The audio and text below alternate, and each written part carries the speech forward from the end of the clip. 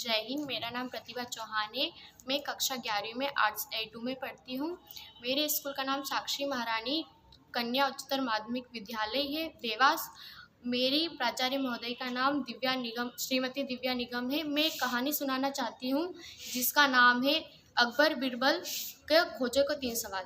एक बार की बात है कि बादशाह ने बीरबल से कहा कि बहुत से कुछ ऐसे प्रश्न होंगे जिनका जवाब कोई नहीं दे सकता, ना ही तुम दे सकते हो। और बीरबल बोला, हो सकता है। बादशाह बोला, मैं ऐसे प्रश्न पूछ सकता हूँ। बीरबल बोला कि आप पूछिए, मैं कोशिश करूँगा। बादशाह बोला, तो अच्छा बताओ कि धरती का बीज कहाँ है। बीरबल ने देखा कि बादशाह एक खोजा यानी कि हिजड़े की तरफ मुस्कुरा रहे थे।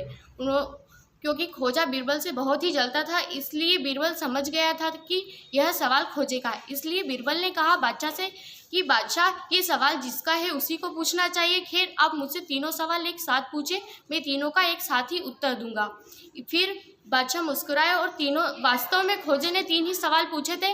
पहला कि धरती का बीज कहाँ है, और दूसरा कि आकाश में कितने तारे हैं, और तीसरा कि धरती पर कितने मर्द और कितनी औरतें हैं। फिर बीरबल मुस्कुराए और पहले प्रश्न का उत्तर देते हुए उन्होंने 1 और 2 कदम चलकर बताया और कहा कि यहाँ पर धरती का बीज है, आप चाहे तो खोजा यानी कि हिजड़े से मपा सकते हैं। और दूसरे प्रश्न का उत्तर देते हुए उन्होंने यह कहा कि जितने खोजे के सिर पर बाल हैं, इतने ही आकाश में तारे हैं, आप चाहे तो खोजे के बाल गिनवा सकते हैं।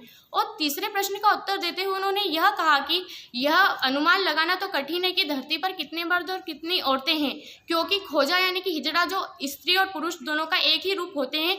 अगर खोजो यानी कि उनको मरवा दिया जाए तो ये पता लगाना आसान हुआ कि धरती पर कितने मर्द और कितनी औरतें हैं अगर उन्हें मरवा दिया जाए तो। इस बात को सुनकर खोजा घबराकर उल्टे पैर भाग गया और बीरबल ने खोजे को एक बार और नीचा दिखा दिया और बादशाह बहुत प्रसन्न हुए और बीरबल की बुद्धि की प्रशंसा की। धन्यवाद।